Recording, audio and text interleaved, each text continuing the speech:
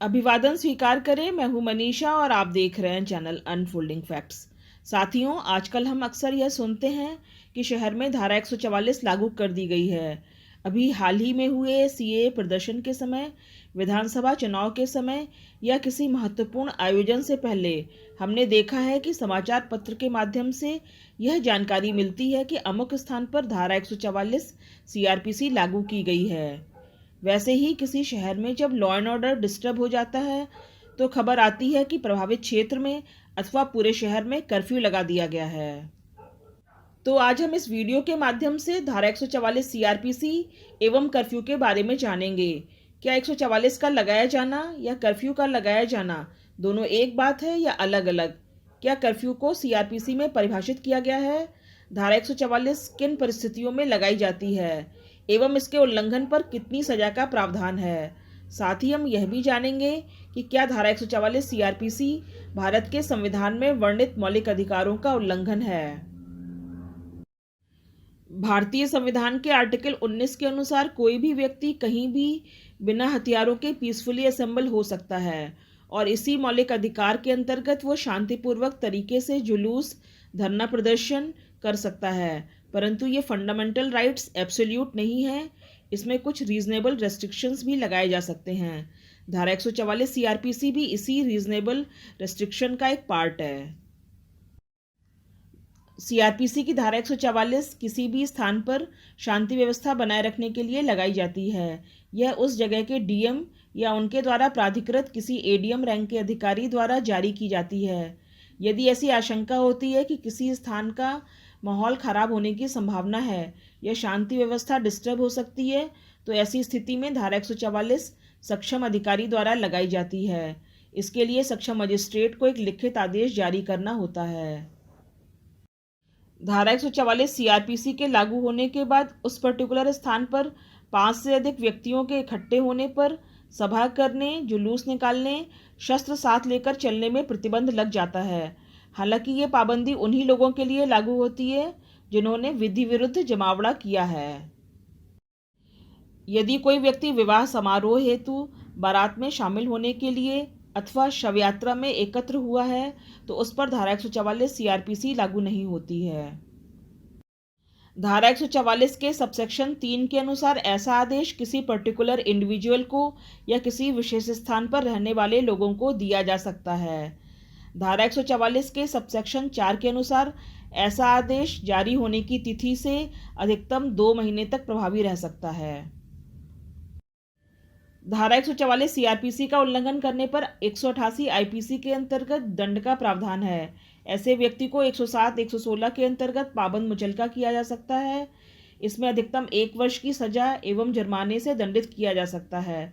हालांकि ये अपराध एक बेलेबल और नॉन कॉग्निजेबल ऑफेंस की श्रेणी में आता है। धारा 144 सीआरपीसी के बारे में दंड प्रक्रिया संहिता में बताया गया है कि यह एक प्रोहिबिटरी ऑर्डर होता है।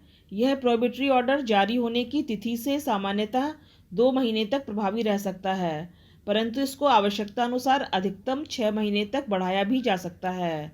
मामले की गंभीरता को देखते हुए एक व्यक्ति अर्थात सिंगल इंडिविजुअल को भी किया जा सकता है प्रतिबंधित। आइए अब धारा 144 के संबंध में समय समय पर माननीय न्यायालय द्वारा पारित महत्वपूर्ण निर्णयों के बारे में जानते हैं। बाबूलाल परते बनाम महाराष्ट्र राज्य व अन्य मामला 1961 के अंतर्गत इस कानून को माननीय सुप्रीम कोर्ट में चुनौती दी गई थी। सुप्रीम कोर्ट ने कानून को बनाए रखने का तर्क दिया था। मधुलिमिये बनाम सब डिविजनल मजिस्ट्रेट मामले 1970 में भारत के मुख्य न्यायाधीश का तर्क था कि इस शक्ति का प्रयोग न्यायिक तरीके जुडिशियल मैनर से किया जाना चाहिए और इसकी जुडिशियल स्क्रूटनी भी की जा सकती है। वर्ष 2012 में दिल्ली में रामलीला मैदान में सो रही भीड़ के खिलाफ धारा 144 लगाने पर माननीय सुप्रीम कोर्ट का निर्देश था कि इस तरह के प्रावधान का उपयोग केवल गंभीर परिस्थितियों में सार्वजनिक शांति को बनाए रखने के लिए किया जा सकता है। Gulab Abbas versus state of UP 1981 में माननीय न्यायालय द्वारा कहा गया था कि धारा 144 लागू करने का आदेश एडमिनिस्ट्रेटिव नेचर में होता है, ना ही यह जुडिशियल है और ना ही यह कोई क्वाजी जुडिशियल आदेश होता है। अभी हाल ही में हुए सांप्रदायिक दंगों या लॉ एंड ऑर्डर डिस्टर्बेंसेस के समय हम लोगों ने ऑब्जर्व किया है कि उस स्थान पर धारा 144 लागू करने के उपरांत वहां पर इंटरनेट सेवाओं या फ़ोन सुविधा को अस्थायी रूप से बंद कर दिया गया था। इस प्रकार से टेलीफोन सुविधाओं को इंटरनेट को बंद करने का अधिकार भारतीय टेलीग्राफ अधिनियम 1985 के अंतर्गत किया गया था। टेलीकॉम सर्विसेज का अस्थायी निलंबन पब्लिक इमरजेंसी या पब्लिक सेफ्टी नियम 2017 दूरसंचार सेवाओं को निलंबित करने से संबंधित है। एग्जीक्यूटिव मजिस्ट्रेट को 144 सीआरपीसी के अंतर्गत निषेधाज्ञा जारी करने का पावर दिया गया है। वो ऐसी कोई भी चीज़ को निषेध या प्रोहिबिट कर सकते हैं जो लोक शांति व व्यवस्था पीस एंड ट्रैंक्विलिटी के लिए हानिकारक हो, जिससे लॉ एंड ऑर्डर डिस्टर्ब होने की आशंका हो।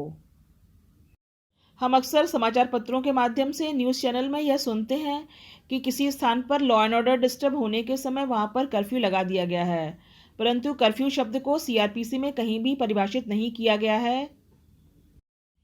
कर्फ्यू एक फ्रेंच वर्ड है जिसका तात्पर्य होता है पुट आउट द फायर, अर्थात आग को बुझा देना।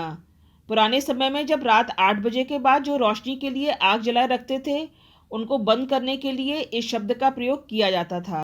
वर्तमान समय में जब किसी स्थान पर लॉ एंड ऑर्डर डिस्टर्ब हो जाता है, तो इस स्थान पर सीआरपीसी की धारा 144 के अंतर्गत जो रेस्ट्रिक्शंस लगाए जाते हैं, सामान्यतः उन्हें कर्फ्यू कह दिया जाता है, परंतु कानूनी दृष्टि से कर्फ्यू को कहीं भी परिभाषित नहीं किया गया है। एक प्रश्न अक्सर यह आता है कि क्या धारा 144 सीआरपीसी के अंतर्गत शूट आउट नोटिस जारी किया जा सकता है। माननीय सुप्रीम कोर्ट ने अपने कई निर्णयों में कहा है कि धारा 144 सीआरपीसी के अंतर्गत इस प्रकार का प्रोक्लेमेशन नहीं हो सकता है। हम सभी एक सिविलाइज्ड सोसाइटी में निवास करते हैं जहां रूल ऑफ लॉ एस्टैब्लिश्ड है। इस प्रकार की सोसाइटी में ऐसे किसी भी प्रकार के प्रोविजंस नहीं हो सकते। तो ये थी आज धारा 144 के संबंध में आज की वीडियो। यदि आपको वीडियो पसंद आई हो तो वीडियो को लाइक करें और चैनल को सब्सक्राइब करें। धन्यवाद।